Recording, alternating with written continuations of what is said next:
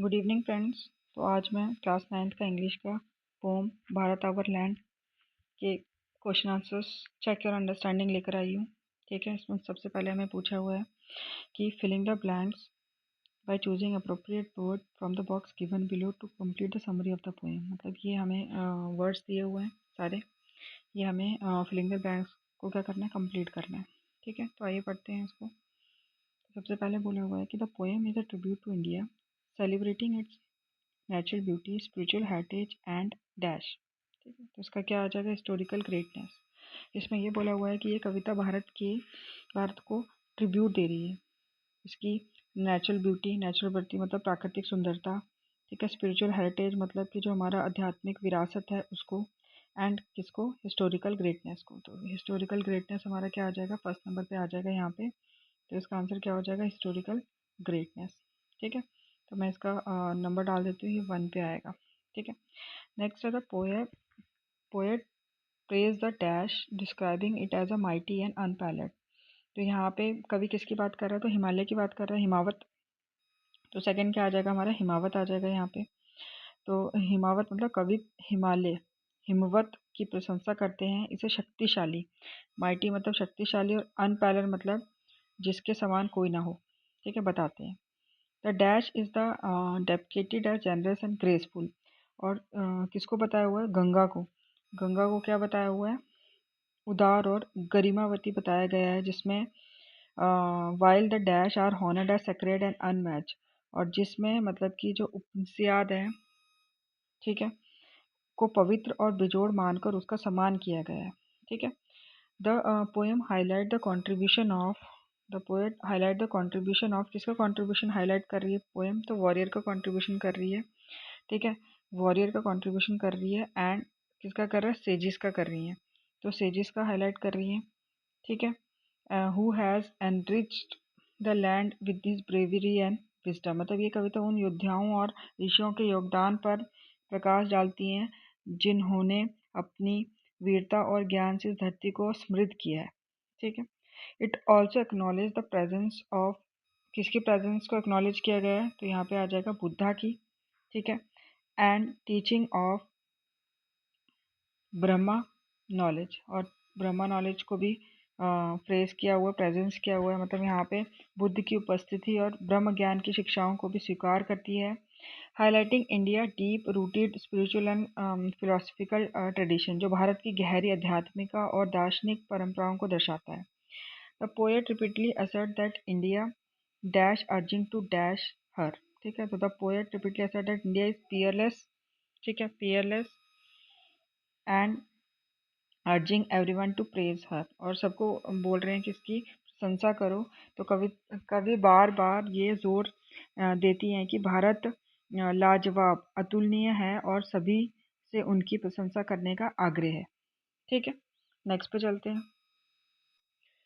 Next ये है कि complete the following feature about the poem. ये कंप्लीट करना है हमें पोएम के बारे में। तो द इम्पैक्ट ऑन रीडर, मतलब इस कविता को पढ़कर पाठक के मन में मतलब क्या कैसा मूड था उनका, तो उनका मूड क्या था, पैट्रियोटिक एंड प्राउड। ठीक है, कैसा मूड था, पैट्रियोटिक, तो PATRIOTIC, एंड प्राउड था। ठीक है, उसके बाद पोएट एटीट्यूड, टोन कैसी थी पोएम की, तो कविता का मतलब कि टोन ये थी कि वो बहुत ज़्यादा खुश थे, तो एडमायरेशन, एडमायरेशन। ठीक है, और इसमें राइम स्कीम क्या आएगा, तो राइम स्कीम आएगा AABB। ठीक है, जैसे आता land stand Peerless and press, तो AABB। ठीक है, नेक्स्ट है एग्जाम्पल ऑफ पर्सोनिफिकेशन। तो पर्सोनिफिकेशन का मतलब होता है कि जिसको मतलब कि हम एज अ मतलब कि क्या बता रहे हैं, अपना मतलब कि एड्रेस कर रहे हैं किसी चीज़ से, जैसे शी वगैरह को। तो यहाँ पे पर्सोनिफिकेशन में हो जाएगा कि she is peerless, let us praise us. तो इसका आंसर क्या हो जाएगा, she is peerless, let's praise her. ठीक है, तो इसमें ये होगा कि ये शी को एड्रेस कर रहे हैं, माँ बता रहे हैं, ठीक है, वह या माँ कह रहे हैं, ठीक है। तो ये आ गया इसका। नेक्स्ट पे चलते हैं। नेक्स्ट क्वेश्चन है कि what is the impact of the refrain she is fearless and let's praise her. So the refrain emphasizes India's unique and incomparable greatness. By repeating this line, the poet creates a rhythmic musical effect that reinforces a feeling of pride and unity among the reader and encourages them to honor their Motherland, ठीक है। तो इसका मतलब ये है कि कभी बार बार एक ही line she is peerless let's praise her दोहराता है, तो वो ये दिखाना चाहता है कि भारत के जैसा कोई दूसरा देश नहीं है। ये बार बार दोहराने से एक संगीत जैसा असर पैदा होता है जो पढ़ने वालों के दिल में गर्व मीन्स प्राइड और एकता मतलब यूनिटी की भावना को पक्का कर देता है, ठीक है।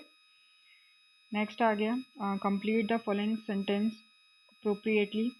India is metaphorically described as the sunny golden land, suggesting that it is dash. So dash means full of prosperity, warm and divine radiance, ठीक है। यहाँ मतलब इंडिया को सुंदरी धूप वाली धरती कहा गया है। इसका मतलब ये है कि भारत एक ऐसा देश है जो खुशहाली मतलब प्रोस्पेरिटी मतलब खुशहाली, ठीक है, और वार्मथ मतलब अपनापन, ठीक है, और डिवाइन रेडियंस का मतलब होता है ईश्वर की चमक, ठीक है, से भरा हुआ है, ठीक है। इसका ये आंसर है।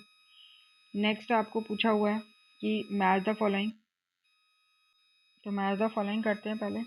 इसमें क्या बोला हुआ है कि the poet use symbolisms match the column in column 1 to which they suggest in column 2, मतलब 1 को कॉलम 2 से मैच करना है। कॉलम 1 में सिंबल्स दे रखे हैं और कॉलम 2 में उसके सजेशन दे रखे हैं, तो इसका क्या होगा। तो हिमावत को उसमें क्या बोला हुआ है कि स्ट्रेंथ ताकत दे रहा है और परमानेंस है, तो इसका क्या आ जाएगा स्ट्रेंथ एंड परमानेंस। गंगा क्या है प्योरिटी एंड जेनेसिटी है, तो इसका आंसर ये आ जाएगा। नसीहत क्या है स्पिरिचुअल एंड फिलोसफिकल लेगेसी है, ठीक है। गैलेंट वॉरियर एंड सेज क्या है करेज एंड विजडम बता रहे हैं हमें ये, ठीक है। And Brahma knowledge and Buddha धामा क्या है हमें नॉलेज दे रहे हैं, एनलाइटमेंट दे रहे हैं, रोशनी दे रहे हैं ज्ञान की। एंड सन्नी गोल्डन लैंड क्या है रिचनेस एंड ग्लोरी दे रहे हैं, ठीक है। तो फर्स्ट का ये आ जाएगा, सेकंड का प्योरिटी वाला आ जाएगा, थर्ड का आ जाएगा स्पिरिचुअल,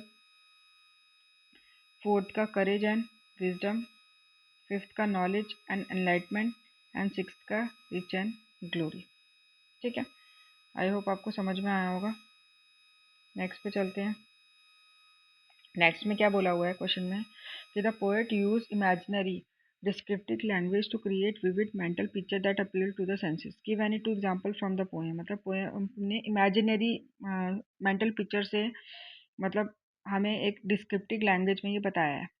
तो हमें वो बताना है कि दो एग्जांपल बताने हैं कि कौन कौन से आपको ऐसा लगता है कि उन्होंने विजुलाइज करके बताया। तो सबसे पहले तो इसमें आ जाएगा कि जेनरस गंगा को बताया है विजुलाइज करके, और क्या इमेज दी है गंगा की give us an image of a white flowing river की, ठीक है। और नेक्स्ट किसको माइटी हिमावंत को, ठीक है, इसमें create a mental picture of tall strong snow capped mountain की पिक्चर क्रिएट की है, ठीक है। नेक्स्ट पे चलते हैं। अब इस क्वेश्चन में हमें पूछा है कि what is the impact of use of hyphen in the first stanza, ठीक है। मतलब हाइफन इस मतलब कि कवि इस निशानों का उपयोग पाठक को मतलब कवि ने पहले पैराग्राफ में हाइफन का क्या प्रभाव डाला है, ठीक है। तो इसका आंसर क्या होगा create deliberate pause to reinforce the sense of admiration and pride, ठीक है। Land to the lyrical quantity given measure chant like rhythm, ठीक है। And present a key element of India greatness before the hyphen and make a strong assertion about its uniqueness about the hyphen. मतलब कवि इन निशानों का उपयोग पाठक को रोकने के लिए मजबूर करने के लिए करता है, ठीक है, ताकि भारत की महानता पर गर्व महसूस हो। ये कविता को एक लय रिदम देता है और हाइफन के बाद वाली बात पर जोर देता है कि भारत जैसा दुनिया में और कोई नहीं है, ठीक है। तो इसका आंसर फर्स्ट थ्री और फिफ्थ होगा, ठीक है। नेक्स्ट देखो, नेक्स्ट में हमारा क्रिटिकल रिफ्लेक्शन आ गया। इसमें हमें एक्सट्रैक्ट दिया हुआ है कि read the extract given below and answer the question that follows. So the mighty Himawat is ours. There is no equal anywhere on earth. The generous Ganga is ours. Which other river can match her grace? The sacred Upanishads are ours. What scriptures else to name with them? ठीक है, इस कविता में ये बोला हुआ है.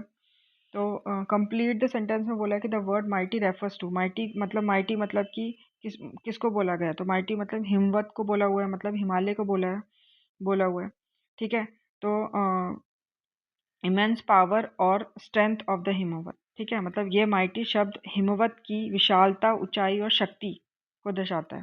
ठीक है, next choose the correct option to complete the sentence given below. तो the question mark at the end of fourth and sixth. Fourth और सिक्स्थ में जो क्वेश्चन मार्क है एक्सट्रैक्ट में, इस यूज किसके लिए यूज किया गया है? वो तो रियोटोटिकल इफेक्ट के लिए यूज किया गया है ये.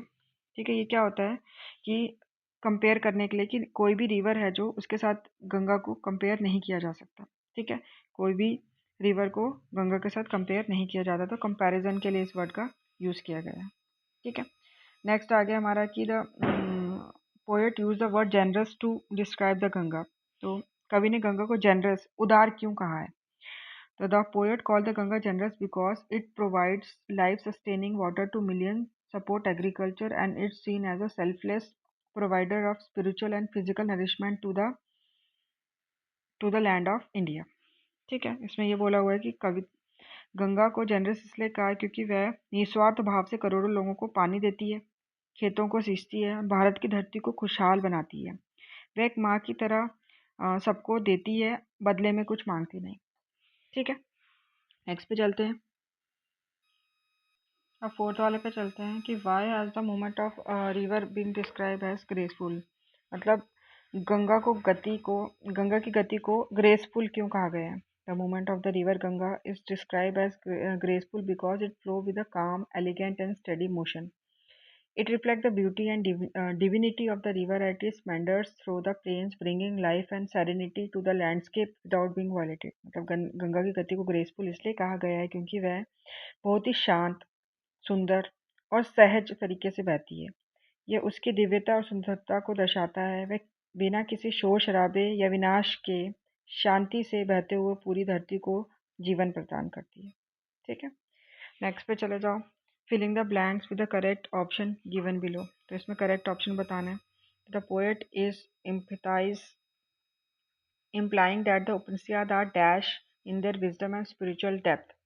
मतलब कवि कहना चाहते हैं कि उपनिषद में जो ज्ञान और पवित्रता है उसकी तुलना दुनिया के किसी और ग्रंथ या साहित्य से नहीं की जा सकती. वह अपने आप में अनोखी और सर्वश्रेष्ठ है. तो इसका क्या हो जाएगा? अनमैच्ड हो जाएगा.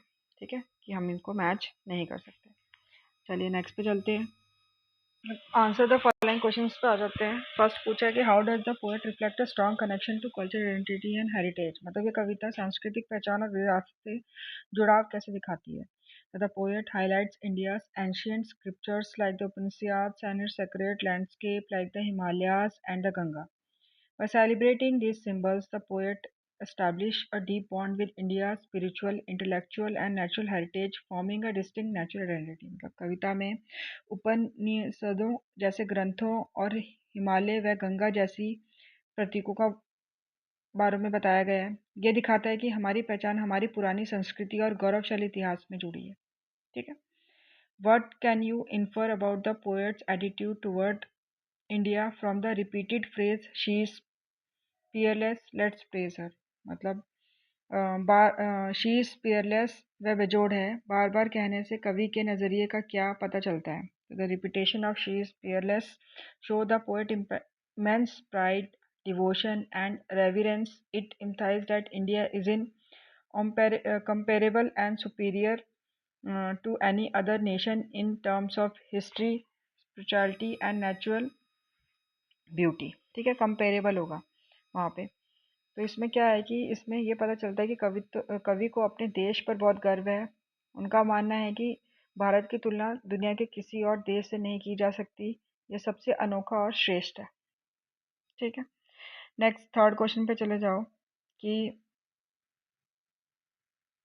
what does the line many a sage has sanctified this land suggest about India's spiritual heritage. मतलब कि भारत के आध्यात्मिक विरासत में के बारे में क्या बताती है, ठीक है। तो this line suggest that India a land of holiness and wisdom. It implies that the presence and teaching of numerous saints and thinkers have made the soil of India sacred, reinforcing the idea that spirituality is deeply rooted in the Indians in the country's history. इसका मतलब ये है कि भारत के जो ऋषि मुनि हैं वो उनकी भूमि है, उनसे उनके तप और ज्ञान से इस धरती को पवित्र बना दिया है, जो हमारी गहरी आध्यात्मिका जड़ों को दर्शाता है, ठीक है। फिर आ जाते हैं फोर्थ पे. What does the poet connect warrior and music to Indians greatness. मतलब कवि योद्धाओं और संगीत को भारत की महानता से कैसे जोड़ते हैं.